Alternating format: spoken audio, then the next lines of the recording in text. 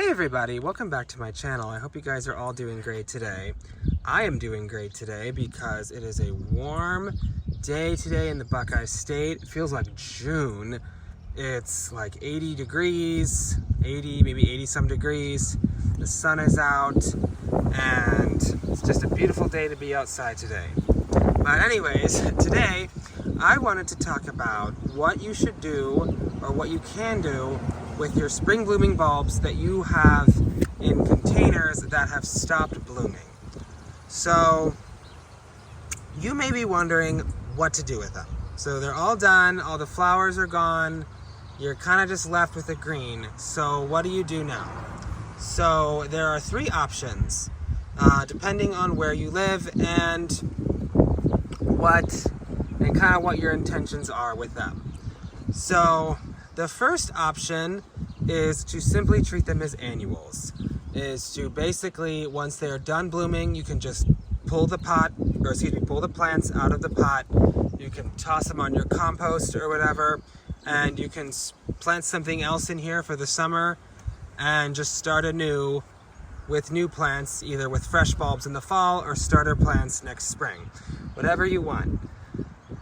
And this I feel is probably the best option if you live in the south where it doesn't get cold enough for these bulbs to perform well in the spring, because they all need a chilling period.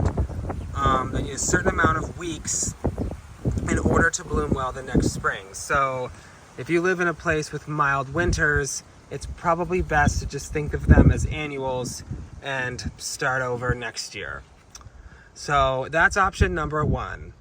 The second option is when they are done, you can take them out and plant them out in the landscape. So what you do with that is you want to plant them in a nice sunny spot because they like sun, and put them in a spot that is very, very well draining, because none of these plants like wet feet.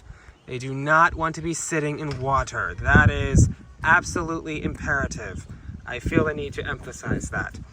And you would leave their leaves on until they turn yellow and die back, at which point you can cut them down and they should come back next year fresh and hopefully full of blooms to bloom for you the next year. Now, the third option, and this is the one that I personally am going to try this year, is I am simply going to leave them in their pot, oversummer them in their pot in a dark and dry place where I can hopefully then bury them in the ground in the fall, and hopefully they'll come back next spring in this pot. And if they do, that's great, because that means I don't have to buy new stuff to put in this pot. It's like a instant pot right there. So I kind of already did a brief summary, but here's how you want to do it. So after they're done blooming, you want to make sure that you remove any of the spent seed heads. So these were already deadheaded, but there were and same with these hyacinths and these daffodils. So when they're done blooming, you want to make sure that you remove the seed heads so that they do not put energy into producing seed, that will take a lot of energy away from the bulbs under the soil. So these stems come from these beautiful bulbs, and you want to make sure that they store up as much energy as possible. So you want to make sure that you leave them on. Leave the leaves on until they turn yellow. And what you can also do is, after they're done blooming, is fertilize them. So I feed them with bone meal. This is a great fertilizer for bulbs. This is not sponsored by them, by the way. And I just sprinkle it on top of the soil, and I kind of just scratch it in just a little bit. I gave it a good drink because it was actually pretty dry. And you want to make sure that they stay watered until they start to turn yellow. Once they start to turn yellow, you should stop watering them and let them dry.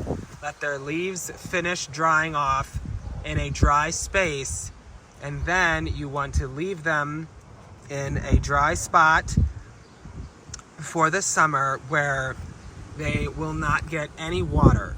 They really do not need any water over the summer. In fact, too much summer rain can cause them to rot. So you definitely don't want to have them in a spot where they're going to get rained on or where you will be watering them. So I would just put them in like an out of the way spot. Like I actually have like an old doghouse that we don't use, and I'm just going to put them in there. Or what we used as a doghouse a very long time ago. But I will just put them in there, and then in the fall, when it comes time to plant, around the time when you would plant your other bulbs, you take them out.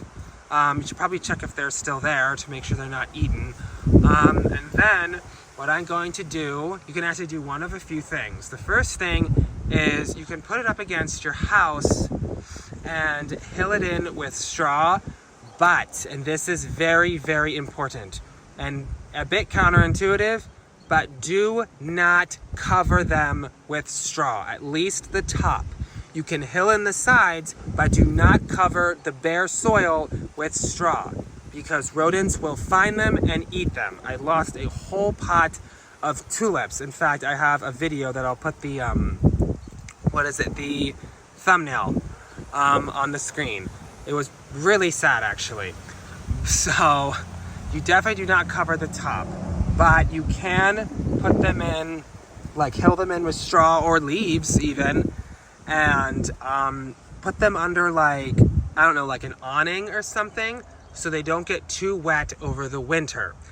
And so that's the first option you could do. The other option is to put them in like a cool garage, somewhere where it stays cold, typically between 35 and 45 degrees. You don't really want them to be freezing really hard, but they need to be in a cold spot so that they have their chilling period.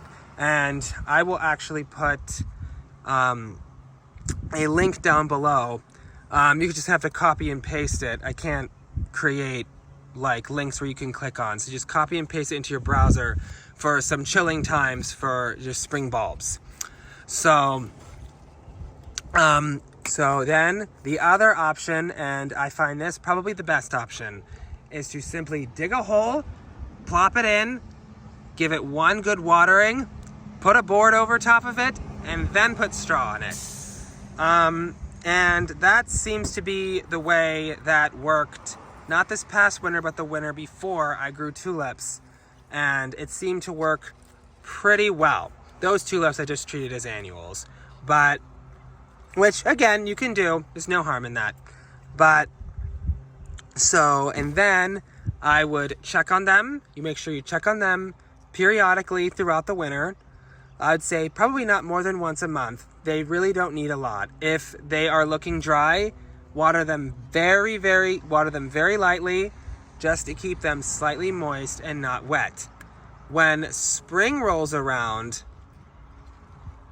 you want to make sure that once you see sprouts coming up, I'd say for me, depends on where you live, but I would say probably late February or March, then you want to see if there are sprouts, and if they are, you want to pull them out of wherever their storage area is. You can put them in a nice sunny location, and you can start watering them again when they are dry, again, so they're moist but not wet. And you can hopefully you can fertilize them if you want, and hopefully you will enjoy a nice, beautiful display of blooms once again the next year. And if you want to try it again, you can do it again, although depending on your pot size, you might have to repot. So see if they need repotted first. But, so yeah.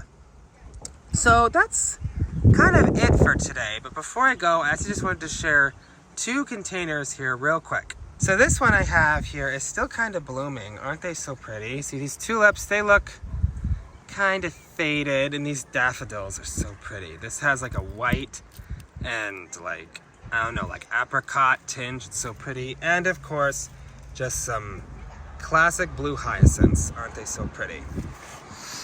And there's also these tulips that I am obsessed with. I think I'm going to try to over summer all these guys. This is some mascari, some hyacinths and these gorgeous, gorgeous red and orange like fringe tulips. They were so gorgeous. They're so gorgeous. So I hope you guys enjoyed this video and found it informative. And if you did, if you could please leave a like, comment, and subscribe. I'd like to know what you guys think of these tips. And if you have any other suggestions, I would love to hear them. And thank you so much for watching, and I will see you guys in the next video very soon.